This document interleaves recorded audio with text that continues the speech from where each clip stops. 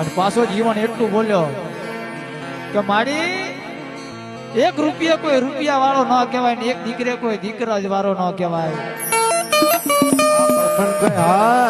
જો કદાચ મને બે દીકરાની જોડ કરી દે ને આ બુટિયો બોકડો રહ્યો ને એ હગા હાથે હું આપી દઉં હો. પાછી મારી નારડી એટલું બોલી કે જીવન તને બીજો દીકરો દઈ એની ના નહીં પણ મને બુટિયો તો દઈશ ને તો મારી જરૂર દઈ દઈશ પણ મને બીજો દીકરો દે. પણ મારી તું દીકરો દે ને તો એની કઈક નિશાની દેજે હો. પણ મારી નારડી કે કદાચ મારા આપેલા દીકરાની નિશાની કેવી હોય?